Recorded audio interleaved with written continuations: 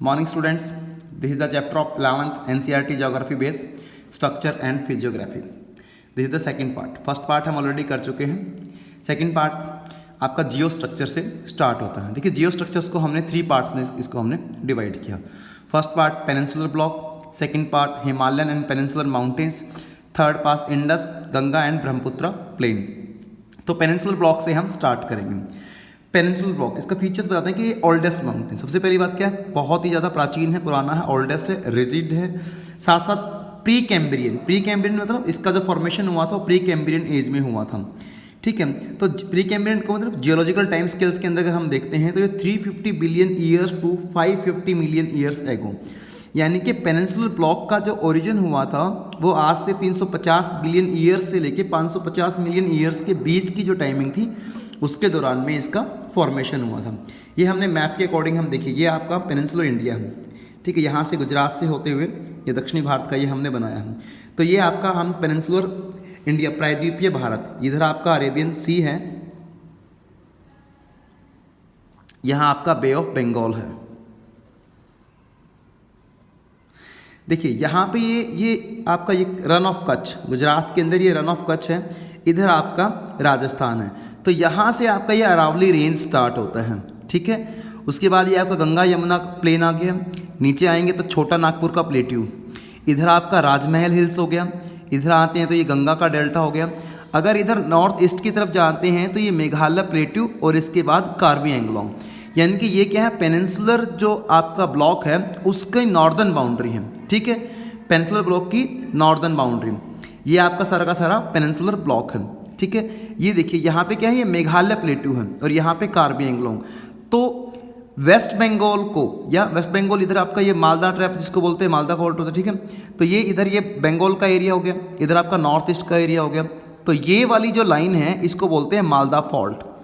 ठीक है, तो मालदा फॉल्ट क्या है, Malda fault separate Chhota Nagpur plateau from Meghalaya plateau, कि छोटा नागपुर के प्लेट्यू को मेघालय प्लेट्यू से अलग करने वाली जो लाइन है वो आपकी मालदा फॉल्ट है.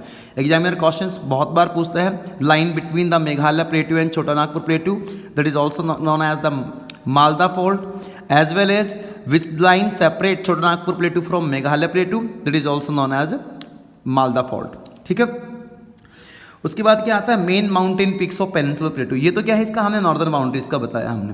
ठीक है, फिर मालदा फॉल्ट बताया कि ये दोनों को सेपरेट करता है. उसके बाद क्या, जो मेन माउंटेन्स है, जो माउंटेन्स जो पेनिनसुलर ब्लॉक के अंदर जो मेन माउंटेन्स मिलती हैं वो कौन कौन सी हैं आपकी, Nallamalai, Javadi hills, Velikonda hills, Palikonda hills and Mahendragiri. ये सभी के सभी जो हिल्स हैं ये आपको इधर ईस्टर्न कोस्ट के ऊपर, ईस्टर्न जो घाट है इसके आसपास आपको मिलती हैं. ठीक है, देखिएगा ये आपका पेनिनसुलर प्लेट्यू ही हम पढ़ रहे हैं. ये इधर आपका वेस्टर्न घाट है, इधर आपका ईस्टर्न घाट है.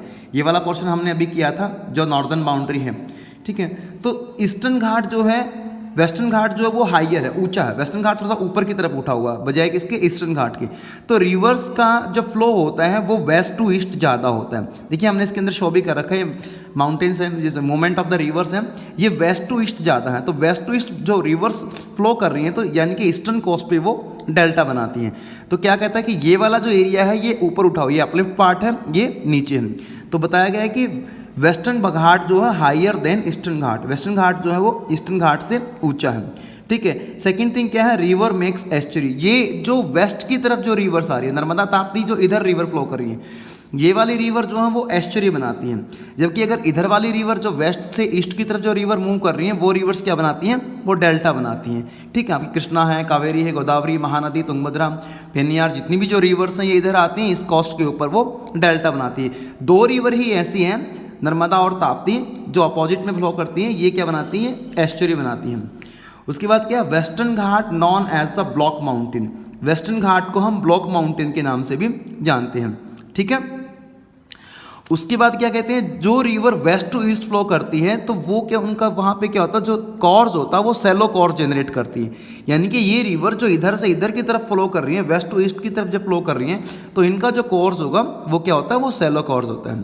ठीक है, अब करते हैं ब्लॉक माउंटेन्स कि जो वेस्टर्न घाट है वो ब्लॉक माउंटेन्स है. देखिए ब्लॉक माउंटेन्स अब होता क्या है, मान लीजिएगा ये 3 माउंटेन्स है, A, B and C mountain, यानी कि B माउंटेन जो ऊपर उठा हुआ भाग है, ठीक है, जो अपलिफ्ट पार्ट है, इसको हम क्या कहेंगे, ब्लॉक माउंटेन्स कहेंगे। अब सपोज कीजिएगा कि कोई भी नेचुरल डिजास्टर या कोई लैंडस्लाइड हो जाता है, तो मान लीजिएगा ये माउंटेन अगर नीचे की तरफ नीचे धस जाता है, ये आपका A माउंटेन है, ये आपका C माउंटेन, B माउंटेन, यहाँ फर्स्ट जो डायग्राम है इसमें क्या है, ये अपलिफ्ट पार्ट है, लेकिन इसमें क्या है, नीचे की तरफ चला गया। तो अगर ये B माउंटेन नीचे की तरफ गया है, लैंडस्लाइड हुआ है, तो A और जो C माउंटेन्स हैं वो आपके क्या होंगे, ब्लॉक माउंटेन्स। मीन्स जो अपलिफ्ट पार्ट है उसको हम क्या कहेंगे, ब्लॉक माउंटेन्स, और जो नीचे की तरफ जो पार्ट हुआ उसको हम क्या कहेंगे, रिफ्ट वैली। ठीक है, ब्लॉक माउंटेन्स की सबसे इंपॉर्टेंट बात क्या है कि ये वर्टिकल मूवमेंट के अंदर ग्रॉस करते हैं। देखिए ग्रॉस करेगा ये वर्टिकल मूवमेंट, उसका हॉरिजॉन्टल मूवमेंट नहीं होता, वर्टिकल मूवमेंट होता है। तो ये आपका सेकंड पार्ट यहीं पे कंप्लीट होता है। Thank you and have a nice day.